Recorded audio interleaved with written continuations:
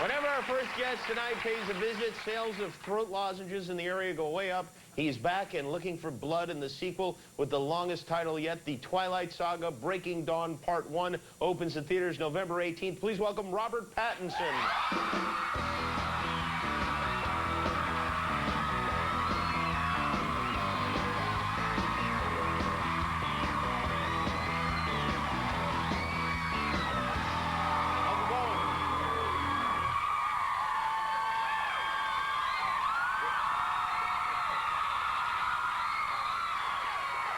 How you doing? I'm doing well, thank you.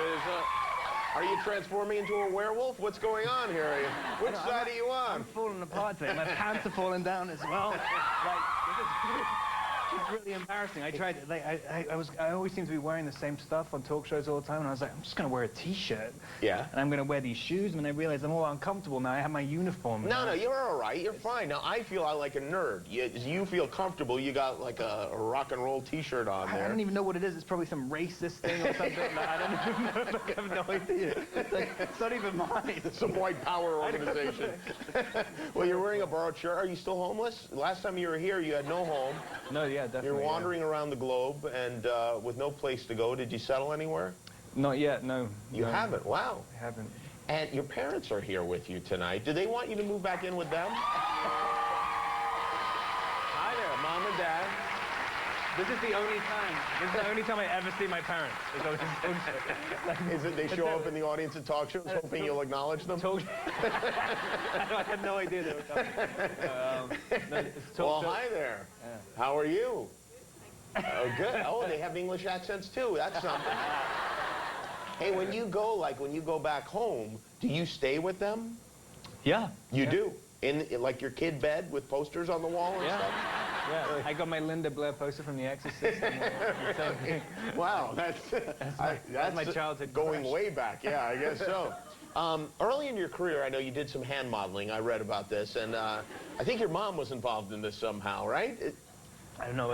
I was talking about this earlier. I think, I don't know, this is annoying because it's one of my little talk show stories. Yeah. Which I've used over the years like many, many times, and now my mom is in the audience, and I knew that because she sees it, someone's going to bring it up. Yeah. And she's like, that's completely untrue. Like, you just made it up. But I think, like, a lot of my dreams, like, have intermingled with reality now.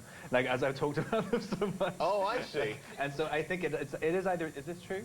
I have no idea. Did I ever do hand modeling? Did your son do hand modeling and as a woman's hand model as what? I'm just going to say it's true. It's not true. I think it's absolutely Well, your hands are, they're quite lovely, I have to say. They're very girly. Have you done any hand modeling at all? I mean, that's the thing. Like, I mean, I didn't do that. And now I was trying to think of other stories so I can get out of this. Yeah. So I've done a lot of butt modeling, which you have no idea about. And you can't refute that. Is there a big market for butt modeling? I'm a butt double for like a lot of different A lot of famous actors? Yeah. I had no idea. That's a bit of trivia we didn't have. Where have you been over? I know you've been traveling all over the past few weeks. Where have you gone? I went to, where did we go? Paris, Brussels, and Stockholm. Paris, I didn't get Brussels, any screams. Stockholm. No Stockholmians here tonight? And do you get to see any of these places when you're there? Or do they just rush you in and out of the cities? Yeah, it's kind of, you go to different places, especially places like Brussels, where I don't really know anything about it, and then I mean, I don't really see anything, but everyone from the place asks you what it's like and what do you know about Brussels, and you just say stupid stuff, so it eventually just kind of causes a mess, like the whole way through Europe, and they're like, what do you know about Brussels? I'm like, you eat mayonnaise with your fries, and like that was it. Love your sprouts. That was it. Someone in Stockholm asked at the press conference, like, they're from Finland, and they're like, would you ever, I'm not going to do a Finnish accent.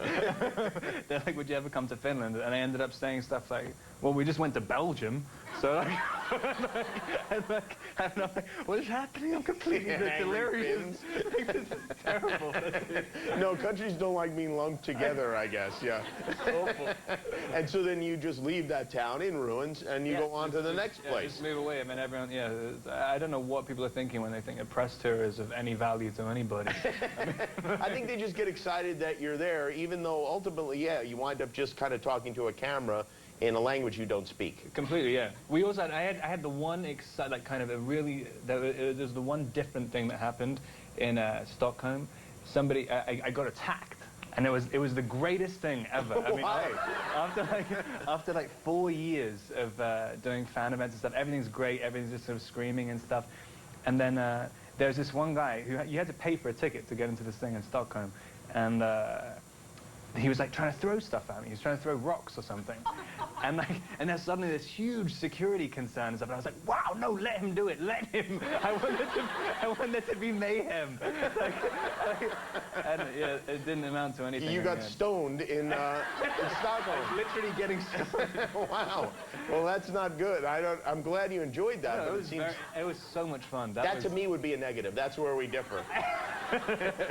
You shot in Brazil a lot of the movie, right? Or a part of the movie was shot in Brazil. That wasn't fake. That was really Brazil? That was Brazil. There was Brazil and St. Thomas in the Caribbean. And has vampire fever hit even Brazil? Oh man, I think like you can excite Brazilians by doing anything. Oh really? You know, you can kind of, you can sort of, I mean, as soon as we turned up, I mean, there's such a different mentality. It's like fever pitch as soon as you go there. I mean, and there's also a sort of exuberance. People want to hug you, and they don't understand anything. Even if there's 1,000 people and they all try and hug you at the same time, they have no, like, there's no understanding of it being like you feeling uncomfortable. Right. They think that it's like, what? It's a party. What? They're just very warm and they want it. And so people, even on the set, we're like, there's this scene with me and Kristen walking down the street in Rio, and yeah, all the extras just suddenly just grab you. And they're all getting thrown off by security. So you probably can see it in the movie. There's like just big security guys dressed as sort of Rio party goers, you know, surrounding us. Wow. Well, we have a clip from the movie when we come back, and I saw the film. It's first of all, I enjoyed it, and secondly, it's very erotic. It's very erotic. And we're going to see some of that when we come back. The Twilight Saga, Breaking Dawn Part 1. Opens November 18th. Robert Pattinson, we'll be right back.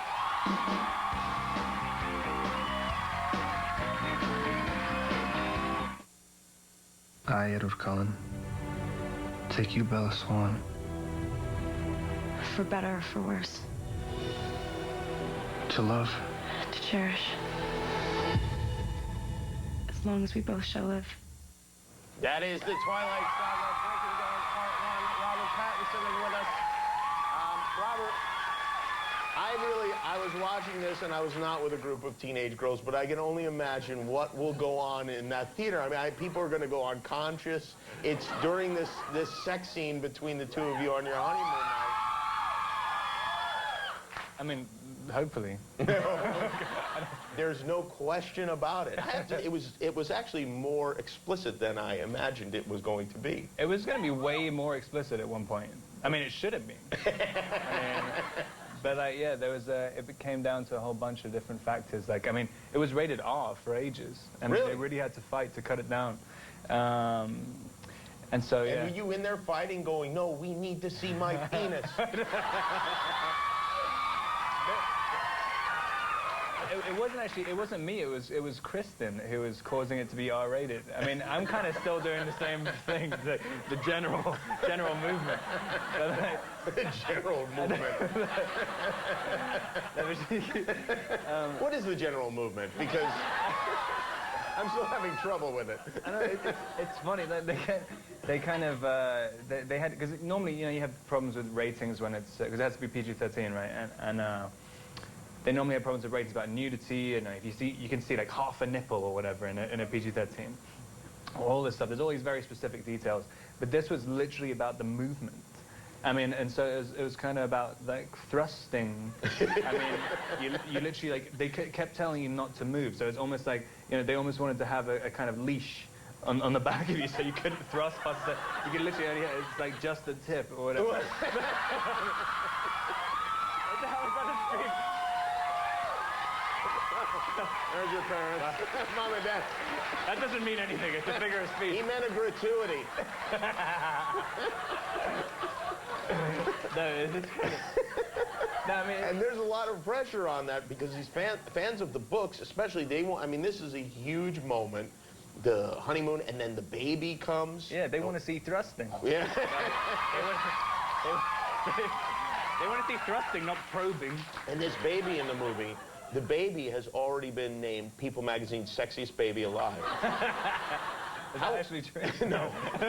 Give the baby about 3 months. How old is the baby that, this is a real baby, right? Yeah, well, we had a bunch. We had Really? just getting them from everywhere. A lot of stunt babies? Yeah. I mean, the main baby, when it first comes out, is like we had a bunch of them that were about 3 or 4 weeks old. So they were genuine babies. They were babies. So they were actually casting in the delivery room. Yeah, no, I mean, they were doing casting before the babies were even born.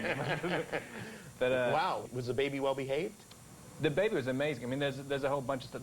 A lot of people wear wigs in the Twilight movies. Right. And all the adult actors constantly complaining about their wigs all the time.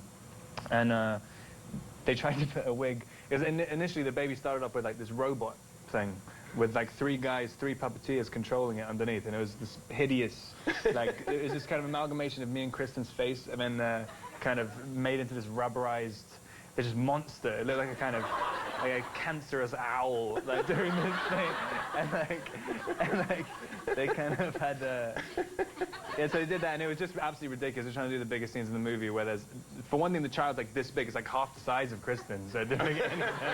Right?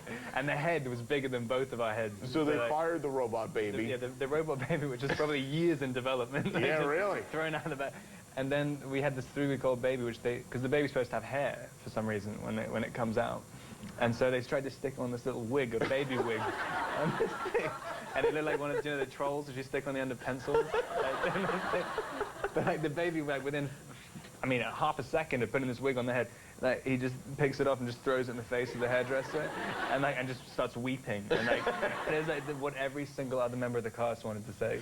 And it was incredible. Hey, but you're not allowed to cry when you're in a adult I actor. just applaud the baby. Well, it's great to see you. Congratulations on all the success. Robert Pattinson, everybody.